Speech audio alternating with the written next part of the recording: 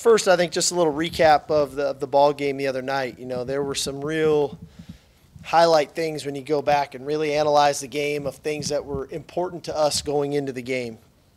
You know, one was which, you know, these guys did a nice job of creating negative plays. They had led our conference in sacks.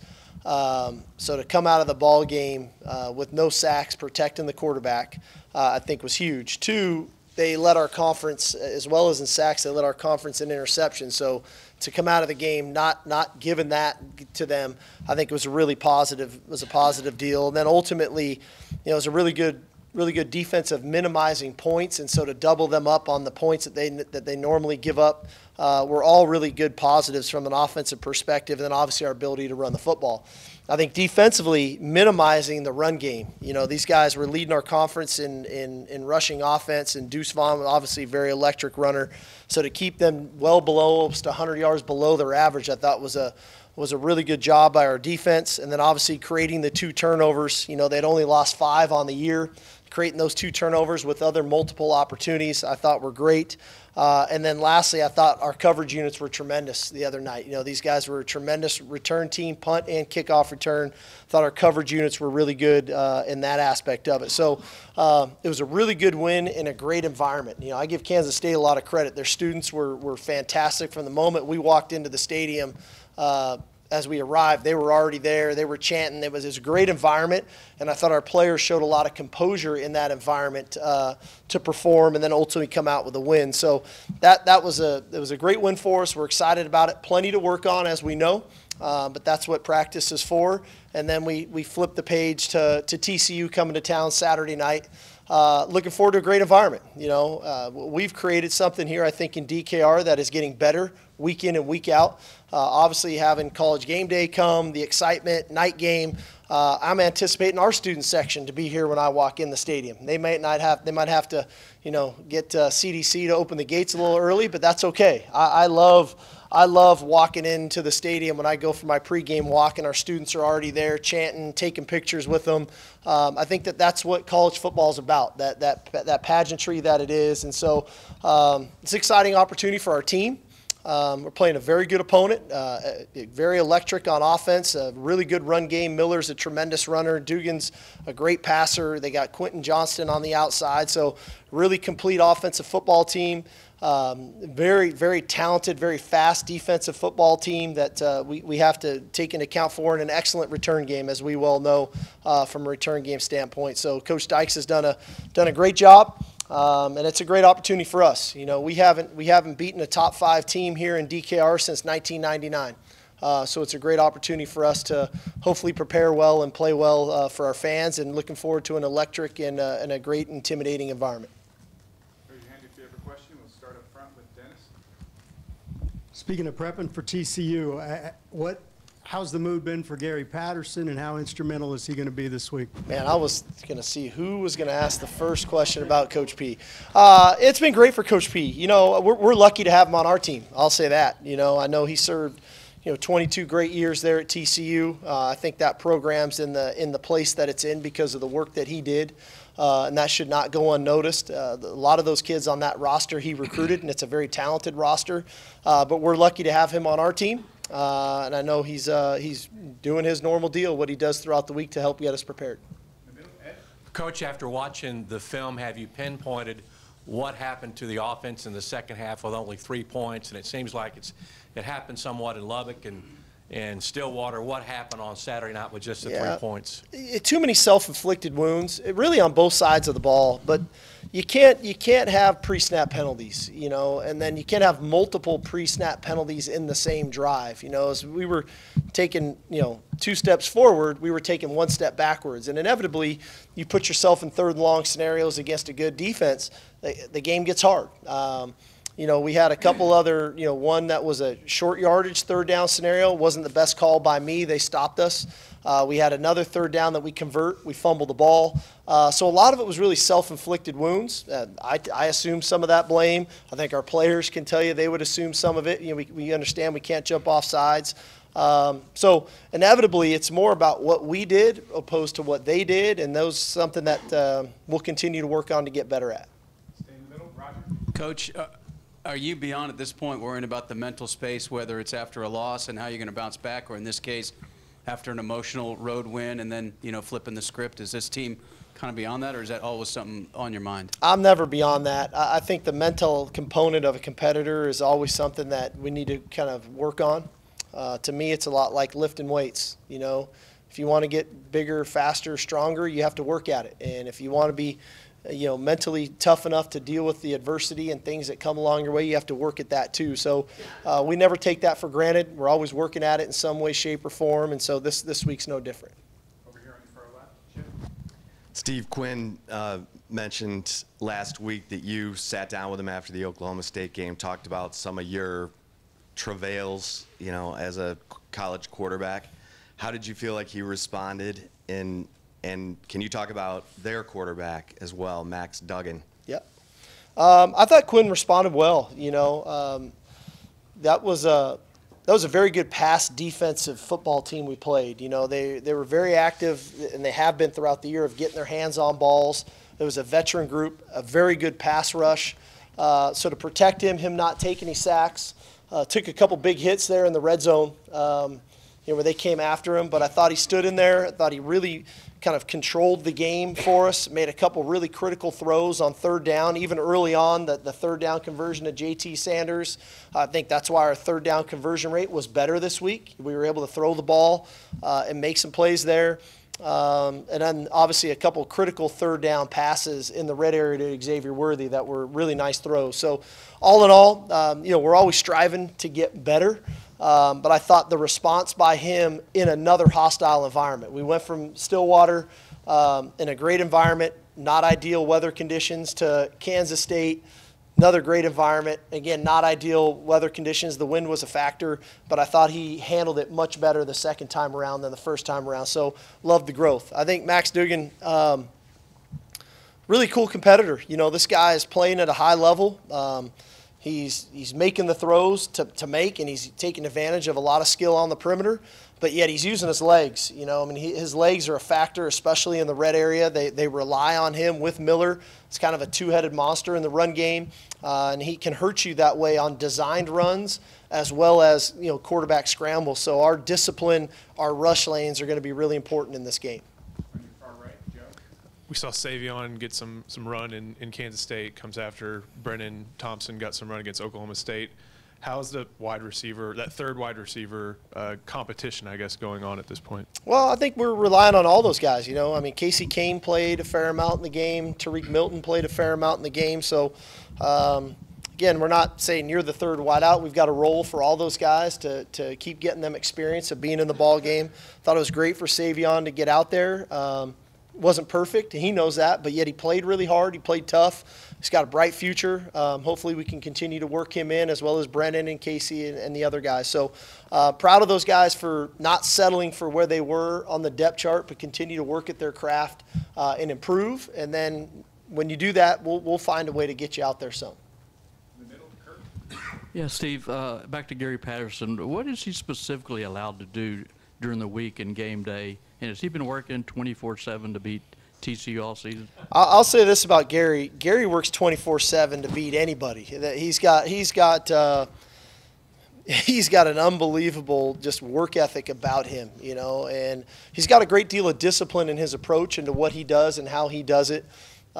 This week hasn't been any different. He does a great job of advanced scouting for us, of getting ahead for opponents that are on the come. He does a great job of relaying his thoughts and information to the defensive staff. And for me, he's a great sounding board for me, whether it's about, kind of temperature on the team, kind of thoughts, about even the defense. As I go into it and I'm game planning an opponent, a lot of times I'll ask him about, hey, what about this? What about that? Would this be difficult to defend or not? So he's a great sounding board. Like I said, we're really fortunate to have him. And the one thing that I think Gary probably doesn't get enough credit for, at least in these parts of Texas, is the team guy that he is. He's got great rapport with our staff. He's got great rapport with our players. He's a really likable person. He just people like to be around him. And so beyond the football aspect of it, I think what he brings, the presence he brings, has been really beneficial to us. He's just there to kind of encourage and then kind of analyze. And again, I'll bounce a couple ideas off him here and there. But more importantly, he's just kind of analyzing the flow of the game, things defensively. You can't really coach, and that's the hard part. I think that's one of the more difficult things for a guy who's coached his whole life when you get in those analyst roles that you technically can't coach. And that's the difficult part. But I do think he enjoys his role and loves being part of the organization. On your far right, Terry. Coach, of all the teams that could unseat TCU and give them their first defeat, I think college football thinks Texas can do it. Are there one or two things that you're working on to tighten up for this game coming up on Saturday? There's probably more than one or two. This is a really good football team we're getting ready to play, and they're good in all three phases. Their kicker's 10 for 10 on field goals. The punt returners got 2 long punt returns for touchdowns. Their defensive play has steadily improved as the year's gone on. Obviously, offensively, they're very explosive, averaging over 500 yards and, almost 50 points a game or whatever that is. So we've got our work cut out for us. So we're working on a lot of things. Over here on your far left, Nick. Yeah, Steve, I think JT Sanders has had at least 5 catches in, I think, 5 of the last 6 games. Just how important has it been to have that consistency at tight end and maybe for Quinn to have a guy who's kind of a security blanket for you? Yeah, I think JT is he's playing really good football for a second year in college, for a guy that was kind of in a role, lower role last year, just special teams. But it's huge for our offense. Historically for me, the tight end has been an impactful guy in our system. It's a challenging position in our system because we ask him to do so much, formationally, motions, personnel groupings, blocking in the run game, blocking in pass protection, running routes. And JT has got a lot of maturity. He's handled it really well. But he definitely has playmaking ability. And a lot of the catches he makes are not your easy tight end, typical sit over the ball catch routes. I mean, he made a couple plays the other night. The corner route was a heck of a catch on their sidelines. And so he's got playmaking ability to go along with the maturity. And what I love about him for a guy in his second year, I can easily say he's one of our leaders. He comes off as a leader. He's not afraid to voice his opinion, to stand up. And those are the types of young players that we're trying to build into leaders in our program, and he's definitely one of those guys. Stay here on the left, Sitter. Hey, Steve, you guys are in charge of your own destiny with that win. What were the meetings like with the guys over the weekend, knowing that they've overcame a mental hurdle and built some confidence with a win on the road? The meetings are more about, we're not done yet. I think one of the things that naturally can happen is this giant sigh of relief, like, hey, we overcame that, and now we can relax. We've got more work to do, and I think our guys recognize that. They're hungry.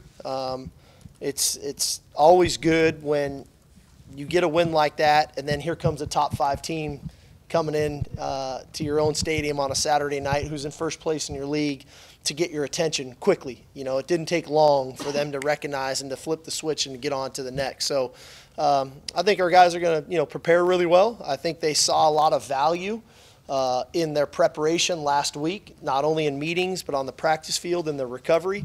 And we're going to need that again this week as we get ready to play. Stay over here. Steve, can I just get your thoughts on Michael Taff and his play the last couple weeks and what he's done to earn this increased playing time? Yeah, Michael has done a great job. He from the moment he stepped on campus, it was never too big for him. You would have never known, he was a walk-on. You would have never known he was a true freshman. He just went for it. His leadership stepped out in the front from day one. I think he's got natural leadership ability. The team gravitates to him. There's a reason he's on our leadership council as a sophomore walk-on, but yet that carries over to his play. He knows multiple positions. He knows the defense well. But it's one thing to know what to do. It's another to be able to make your plays. And he made a heck of a play the other night on kind of a screen pass out on the perimeter where he defeats the blocker, makes an open field tackle. So he's doing things at a high level. I'm really proud of him, and I think his teammates have a lot of respect for what he does. On the left, Roger. So Keandre got a little emotional talking about that play, not because of that, but kind of big picture, saying Bo Davis really kind of helped him find his love again. And for a defensive lineman that does so much that, allows other guys to make plays, how cool is it for him to make a play in that moment and hear what it means from him? Well, I think that's as a coach, that's why we do what we do. I know we always want to look at stats and performance and wins and losses, but man, we have a real responsibility to develop these young men into grown men. And I think whether it's Coach Davis or Tashard Choice or Kyle Flood or whomever, our job is to develop these young men into men on the football field, in life, and to hear a player that's his response after making a critical play in a game. That's why we do what we do. We all want to win, don't get me wrong, but man, deep down, that's the beauty of all that we do. I give Coburn a lot of credit. He's worked at his craft. He thought about a year ago potentially leaving and going to the NFL. And we said, this is where you need to improve your game, one of which was rushing the passer. To be a complete player for the NFL, you got to improve your game at rushing the passer. And he's been impactful rushing the passer, condensing the pocket, doing those things. And so to make that play the other night on a sack, fumble, to ultimately seal the victory, I think for him was really gratifying that he's put in so much work. And now there's kind of the reward in the end of, man, it's all kind of paying off for me. So happy for him, but I think he'll be the first one to tell you there's more out there for him too. So he's working at it. Back here on the far left, Chip. Steve, can you tell us whatever you can tell us about Jalen Gilbo and how Anthony Cook came out of that game and how you thought he played with the cast on, and then Jalen Ford? I mean, the guy just keeps making plays. So Gilbo will probably be out a couple more weeks. He's getting better, that's for sure. So sooner rather than later. Obviously as a true freshman, he was an impactful player for us, so hopefully sooner rather than later. Cook came out great. Really impressed by him. He's a tough guy. It's his senior year, and he doesn't want to miss these moments, and so to get him back was beneficial. He played in a little bit of a limited role the other night, but hopefully we can get more snaps out of him Saturday. Jalen Ford has been tremendous. Guy's a turnover machine right now. It's 2 games in a row, or 2 endings of games where he's recovered a fumble. He's gotten 2 interceptions in the last 3 games. He's leading the league in tackles right now. He plays on special teams. And I think that combination of he and Demo working together in there has been really beneficial for us as a defense. Does he become more vocal? For sure. I think it's like anything. You start playing, you start making plays, you get confidence, you start getting more belief in what we're doing and who's supposed to be doing what, and that's when that voice starts to come out a little bit more. Middle, Jeff. Sark, you guys are top 30 in the country in the red zone offense and red zone defense. Just in general, what do you think goes into being a good red zone team, and what are the characteristics of this team that's allowed you guys to be so good in the red zone? Well, we practice it, and we make it really competitive when we practice it. We do a lot of offense versus defensive work where we kind of keep score in that region, and we try to get the guys to understand how vital points are when you're there. We talk a lot about third down conversions in the red area. And when you can get a third down stop in the red area, in our minds, that's a 4-point play. You just took 4 points off the board, and now you're forcing the field goal. Conversely, when you convert that third down in the red zone, that's a 4-point play in a positive swing. And so, we had a couple really critical 4-point plays on offense the other night, with the touchdowns to Worthy, and we had, a couple 4-point plays on defense, and then we had a 7-point play on defense with the 4th down stop.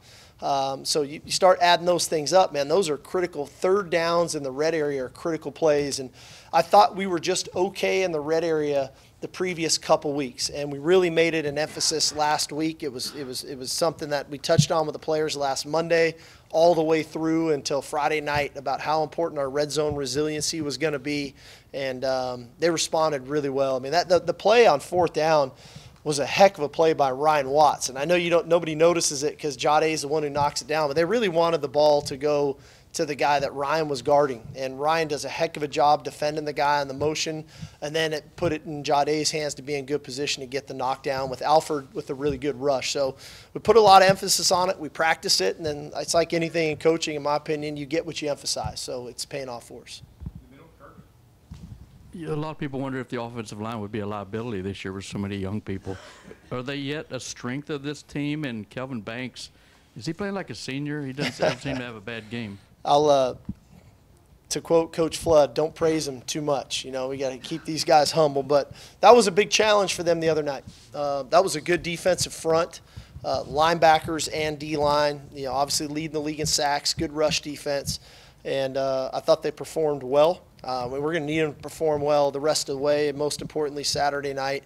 You know, Kelvin, I think the group in general is a very mature group. You know, when you think about Kelvin, Hayden Connor, Jake Majors, you know, Cole Hudson's very mature as a true freshman. Probably doesn't get enough credit. Gets a little overshadowed by what Kelvin's doing, but he started every game too. And then Christian Jones' maturity. So I think they're a very mature group. I think year 2 with Coach Flood, there's a real understanding for the older guys of what to do and training the younger guys. And then they're applying it. And probably the thing that I'm most impressed with them, we're playing really physical. We're playing really physical football on offense and defense, but really physical up front. You saw it with Kelvin on the 3rd down, kind of toss sweep to Bijan. He pulls and then gets a pancake about 7-8 yards downfield that really springs the long run. So I think there's a level of physicality and commitment to that physicality that we're trying to play with, and starts with those guys up front. On your far right, Joe. Y'all are close to like about 80th in total yards, but close to 20th in scoring defense. I know those kind of don't tell the full tale. So what stats or areas do you focus on to where even if a team is gaining yards, you can live with or be happy with? Well, I think there's a few. I think one is average yards per play is probably a little bit more important than total yards, because you can't dictate how many plays somebody's going to play. If people can go as fast as they want to go and run 100 plays, but if they only average 4.5 yards per play, how effective were you really, you know, in trying to move the football? So we look at average yards per play. We look at explosive plays. We try to really minimize explosive plays and make people earn it. Obviously, we look at turnovers, you know, what we're doing, creating turnovers. We look at 3rd down, our ability to get out the field, somewhere we're continually trying to improve upon. And we look at red zone efficiency, you know, I mean, we look at it on both sides. But, you know, I never understand the stat that TV and everybody likes to put out. These guys are great in the red zone. They've been in the red zone 20 times, and they've scored 19 of their 20. But nobody ever looks at, of those 19 scores, 10 of them were field goals. To me, those are losses. That's a loss for the offense, and that's a win for the defense. So we track touchdowns in the red zone, not field goals. That's not scoring to me.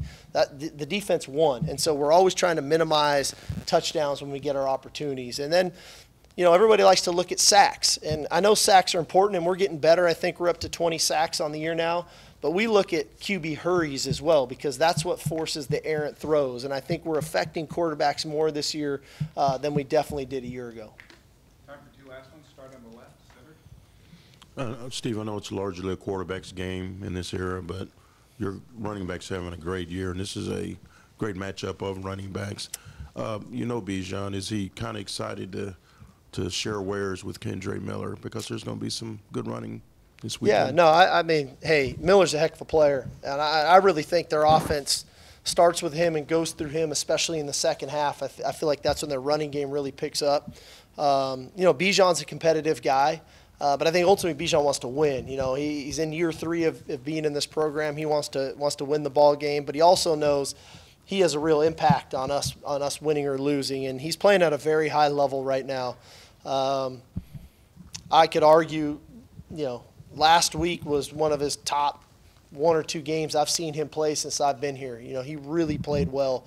And I know everyone wants to look at 200 yards rushing, but what goes unnoticed is that first touchdown to Worthy was the blitz pickup that he had on that play. And so he's a very complete player. We see him in the passing game. We see him running routes, but now his game is really evolving into doing more. But I'm sure Coach Choice will remind him. You know, he reminded him last week it was Deuce Vaughn, and now this week it's Miller. So that's the fun part. Those are the games within the game that everybody looks to. Last one, Roger. Thanks for the trifecta today. 3rd question. Roshan, I know he's probably beating himself up for the fumble, but Bijan's got to rest, and when you have that second option, how valuable is that? Because I think people just assume hand it to 5 40 times. Well, I don't think I have to. I'll do it for him, but hey, Roshan Johnson, to me, I have as much or more respect for him of anybody on our football team, of what that guy means to our team, from a leadership perspective, from what he does with Bijan in the backfield. He's a selfless player. Could the guy get 25 carries a game and rush for 150 yards? Probably. But he gets his 7 or 8, and he rushes for his 60 or 70, and he does what he does. He blocks. He covers kickoffs. He's on punt team. I mean, he is a complete selfless player. And so any success he has, I love for him. I mean, think about the guy as a 2,000-yard career rusher here at the University of Texas.